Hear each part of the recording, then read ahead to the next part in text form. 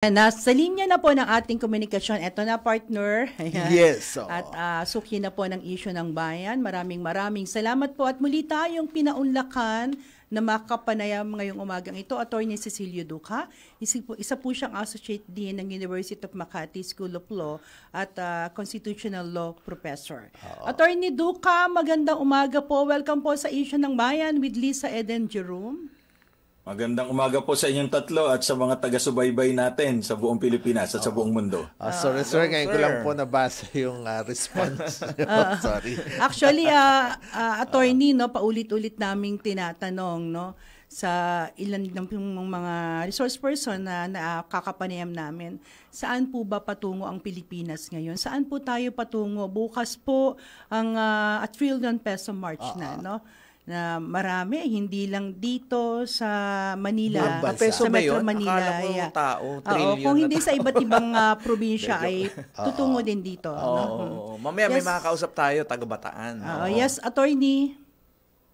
Opo, masalimuot po ang ating pinagdadaanan pero naniniwala po tayo na matapos ang mga unos na ito, ay magkakaroon po naman siguro ng kaliwanagan at wag tayo mawala ng pag-asa na tayong mga Pilipino ay kaya natin ang mga ganitong sitwasyon.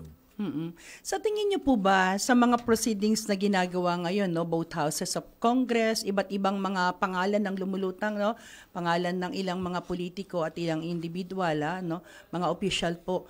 Ito po ba ay magiging lesson na sa atin at sa mga darating na panahon ay hindi na mauulit ito pong anomalya na ito? Nako, sa tingin ko po, paulit-ulit lang hanggat di natututo ang mga Pilipino na huwag na nating iboto yung mga politikong korap at nagbabayad na bumibili ng boto. Kasi yung mga bumibili ng boto, babawiin talaga yung kanilang ginastos. So pagka ganyan, isapwera na natin. Kaya lang ang mga Pilipino, dapat siguro turuan talaga na hindi porke namimigay, magandang intensyon. Kaya lang, hanggat hindi nawawala ang kahirapan, maraming Pilipino ang aasa sa politiko. At doon iaasa ang kanilang kabuhayan. Mahirap po yan. Alam mga politikong ito, babawi at babawi ho yan. Parang cycle lang, ano? Na, ang hirap pala, ang hirap, attorney, no? Parang ito yung malubhang sakit na mahirap na pong gamutin, no? Dahil sabi mo nga, yung mga politiko talagang babawi, kailangan mabalik sa kanila yung kanilang ipinuhunan, ano? Pero dahil sa kahirapan, hindi po natin masisi, no? Yung karamihan sa mga kababayan natin na ibenta yung kanilang boto. Dahil si Attorney Duca isang constitutional expert. Sir, balikan natin yung hearing sa both houses, ano po, sa Senado, in aid of legislation. Hanggang saan po ba ang hangganan ng ganitong mga investigation? Ang hantungan po nito, gagawa sila ng batas, mga bagong batas, o kaya aamyendahan nila yung mga batas na mayroon na tayo para masawata ang ganitong mga sitwasyon. At doon base doon sa kanilang mga investigasyon, pwede ho silang magrekomenda sa Department of Justice o kaya sa Ombudsman para magsampa ng mga kaukulang kaso laban dito sa mga opisyal at mga kasabwat nila. Dahil alam natin na isang batikang abogados, no, si Attorney Duca. Attorney, paano mangyayari? No, yung marami po yung mga nababanggit, no, ng mga politiko, no, lalo na yung mga kongresista at ilang senators. So, paano ba mapapatunayan na sila ay pwedeng kasuhan, lalo na po parang hearsay pa rin, walang mga ebidensya na ipinepresenta, no? Yung establishing the facts and the truth, paano po ito maglilid sa isang kaso? Tama po kayo, no? Habang nag-iimbestiga po ang dalawang kapulungan, nangangalap po sila ng mga ebidensya. At itong mga ebidensyang ito, kasama na po yung ebidensyang makukuha rin ng Independent Commission for Infrastructure. Pagsasama-samahin po yan para maisampa ang kaukulang kaso. Kaya lang sa panahon ngayon, parang napakadaling magturo Kaya lang pagdating sa korte, tatayo ba yung mga ebidensya na sinasabi nila? So dapat ito ay pwede nating ipresenta sa korte at papasa dun sa rules on evidence. Kasi dito, Ed and Lisa and attorney, hindi uso yung delikadesa. Alam mo sa Japan, no? Kahit hinala pa lang. Dahil sa hiya, Maghaharakiri na. Hindi na, hindi bago magharakiri. Magre-resign muna siya, tapos maghaharakiri. Ayun. Pero attorney, ito it's so sad, no? When lawmakers become lawbreakers. Correct. It's so sad. Wala nang delikadesa dito sa Pilipinas. Bukas isisigaw yan. Tapos yung nangyayaring hearing na yan, maniniwala ka ba may mapaparusahan dyan? Dadaan tayo sa napakahabang proseso. In the end, yung mga tao na yan na dapat managot, nasa pwesto pa rin. Yes, attorney. Opo. Siguro, ang maganda yan, hinga na lang natin ang 3 hibla ng buhok. Ano po? Para buhok bayan. Parang sinasabi mo, may mga black magic tayo, attorney. But having said that, attorney, yung pong in aid of legislation, paano po ba, dapat ang mga senador ay guided kung paano po mag-establish yung manner ng pagtatanong para ma-establish yung talagang katotohanan. Yung walang pananakot para hindi maging in age of persecution, attorney. Oo. Ito mga investigasyon ito, sabi nila, investigation in aid of re-election. Pero hindi naman siguro. Ang investigasyon pong ito, at tandaan natin, kapangyarihan po ito ng Kongreso, kasama ang mga komite nila. Kaya lang po may mga limitasyon ito. Yes. Una, yung investigasyon ay in aid of legislation. Dapat may gagawin silang batas or may aamyandahan silang batas ayon sa resulta ng investigasyon. Pangalawa po, ito ho ay nakapublish yung mga rules. At ang pangatlo, dapat yung mga resource persons. Kasi ang katotohanan hindi sila akusado Mga resource persons sila, dapat to iginagalang yung karapatan. Kaya po hindi dapat talagang ini-intimidate. Dahil mali po yun. Paglabag po yun sa karapatan ng mga testigo, hindi pa mga resource persons. Ngayon po, mahirap kasing mag-cross-examine pag hindi mo alam yung tamang sagot. Exactly. Kasi para kang fishing expedition. So, ang pag-cross-examine po, papatunayan mo na nagsisinungaling yung tao dahil alam mo kung ano yung totoo. Marami po nagtatanong, di nila alam talaga yung sagot Kaya, ang sasabihin, sigurado ka, under oath ka, ay hindi naman pala talaga nila alam kung ano yung tunay na sagot. Kaya po napapalusutan. Kaya nga, Ed and Liz and attorney, ito nga, naisip ko nga rin kasi, in aid of legislation, dapat gagawa ng batas. Sariling batas nila, na silang gumawa, hindi sila sumusunod. Hindi nila sinusunod yun. Nakakainis lang dahil tayo na taxpayer, na voter, hindi nila tayo ginagalang. I remember noong mga panahon ni Cory Aquino nung nawagan siya na huwag nang magbayad ng tax. May nalalawagan nga ngayon pero balikan natin si Attorney Duca. Huwag Duca. muna magbayad ng tax Attorney Duca, sa pag-cross-examine ba, kinakailangang leading questions ang gagamitin para ika nga ay masundan ng resource person? Depende po kung anong pagtatanong. Pero dito sa legislative investigation, pwede yung leading questions dito dahil wala naman ng limitasyon. Kaya lang po, ang sinasabi ko, dapat kung tatanungin mo yung tao at alam mo na magsisinungaling, alam mo na dapat kung ano sagot. Tulad doon ang ginawa nitong si Senator Ping Lacson. Di ba? Alam niya kung magkano yung talagang halaga. So kaya napapatunayan na nagsisinungaling yung resource person dahil sabi niya hindi niya pa alam. Pero sabi ni Senator Lacson, alam niya na. At ipresenta ho yung amount. At katulad din ni Congressman Jokno, napakasimple lang ng tanong niya pero lumabas na talagang nagbigay ng 30 million yung resource person doon sa isang senador. So, kinakailangan pala, sir, ay gaya ng nabanggit nyo kanina, ay walang halong pananakot sa resource person. Opo, dapat hindi po tinatakot dahil bawal po yan kahit sa korte, hindi dapat takutin, hindi dapat sigawan ang mga testigo. Lalo na po ito, hindi naman akusado itong mga ito, in fairness to them, sila po ay mga resource persons, may mga karapatan po yan.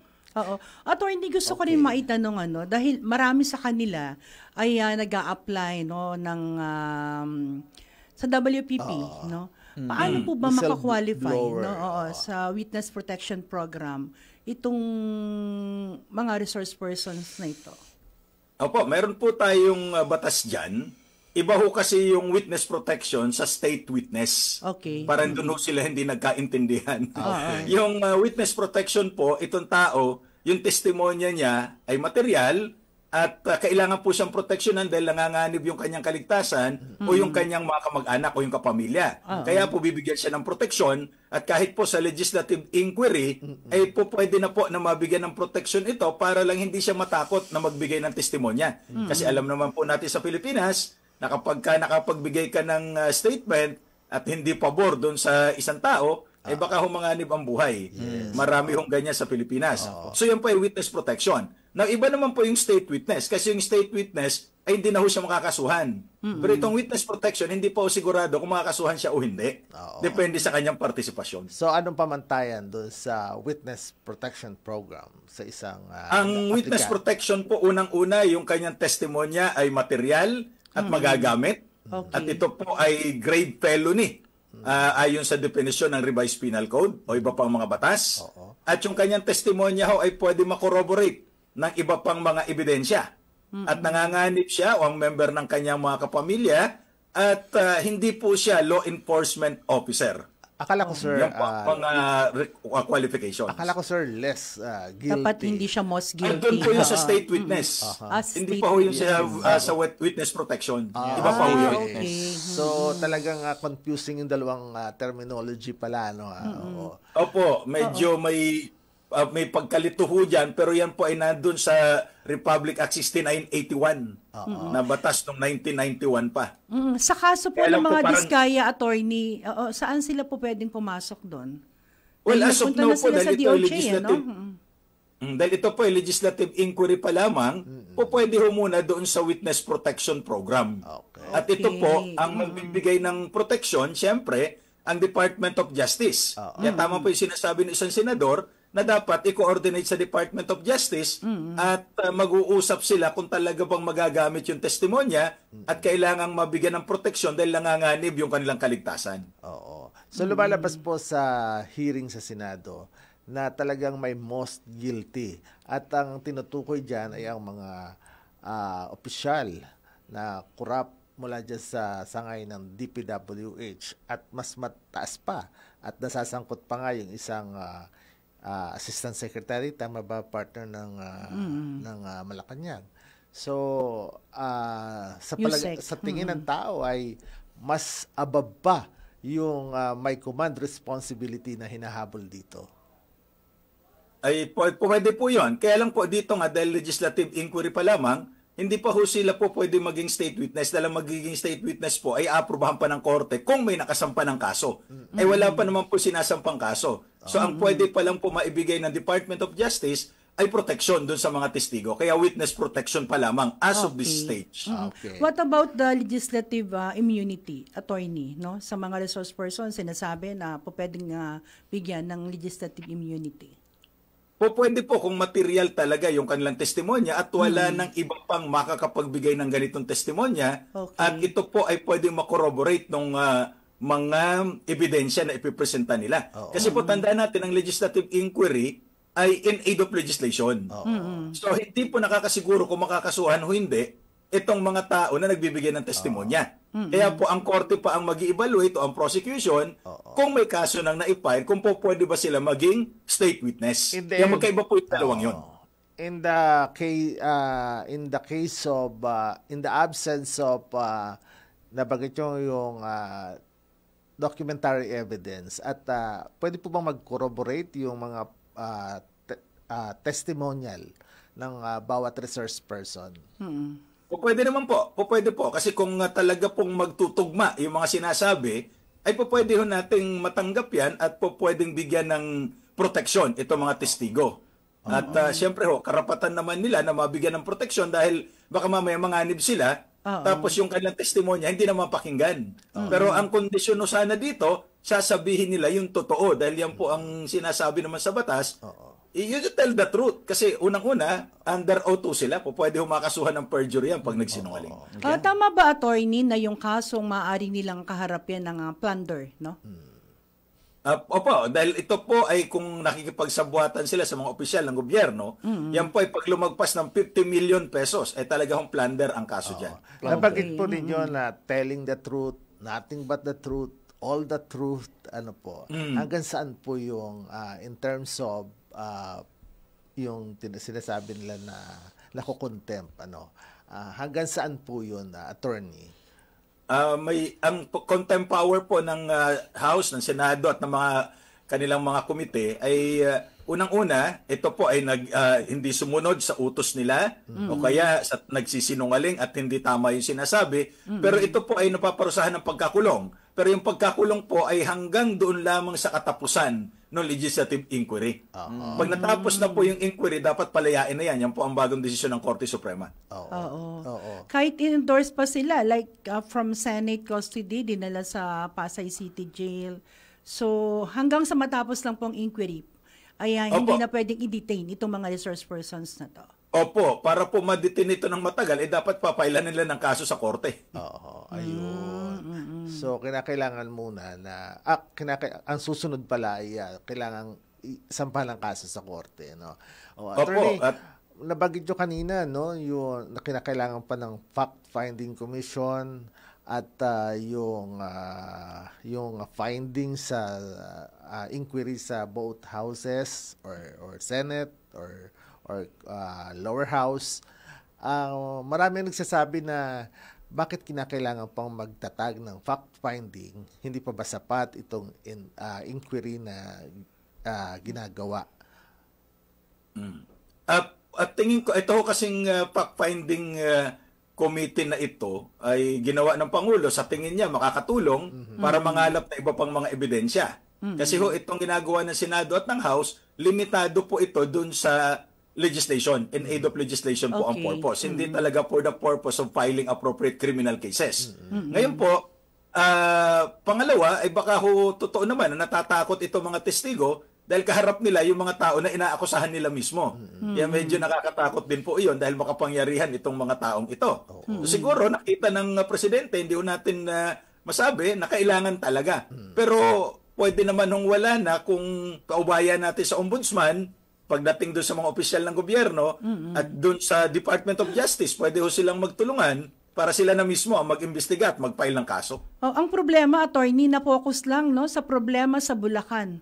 Itong investigation sa flood control projects, ang dami po niyan. Paano sa mga ibang probinsya, no? Opo, at hindi lang flood control yan. May mga reports ng mga school building, hospital buildings. Napakarami po ang kanilang kinuha na dapat ibalik.